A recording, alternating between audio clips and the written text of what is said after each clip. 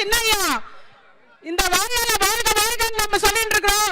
எப்பவுமே இப்ப எல்லாருக்கும் என் மனமார்ந்த நன்றியை தெரிவித்துக் கொள்கிறேன்.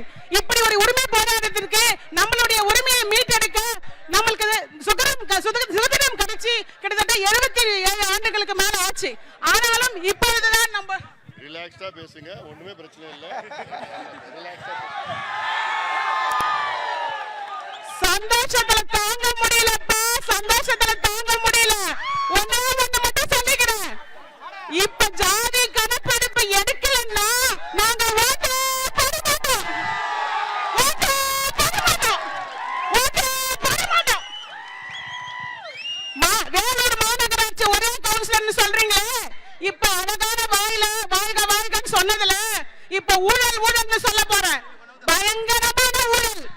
மீட்டிங் நடக்கிறது 100க்கு ஒரு நாள் தான் நடக்குது ஐயா. மாசம் மாசம் மீட்டிங் நடக்கிறதே இல்லைங்க ஐயா. அது மட்டும் இல்ல, வந்து வணக்கம் சொல்றாங்க, மூடி வச்சுட்டு போயிடுறாங்க. கேட்டா அப்படி ஒரு ஊழல்.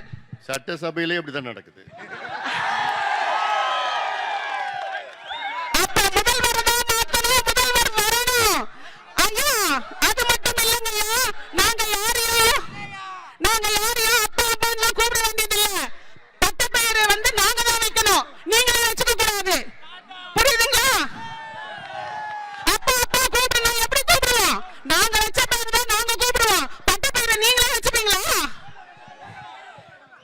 அது மட்டும் இல்லைங்க ஐயா, இந்த வேலூர் மாநகராட்சியில பிளாஸ்டிக் ஒழிக்கணும். நம்மளுடைய ஐநா சபையில நீங்க போய் பேசுறதுனால நாங்க இப்ப சோள சக்கையிலையும் கரும்பு சக்கையிலையும் பிளாஸ்டிக் எடுத்துன்னு வந்திருக்கோங்க ஐயா.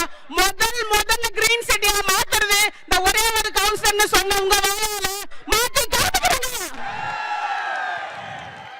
ஊழல்ல இருந்த ஒரே கவுன்சிலர் வச்சு 60 எனக்கு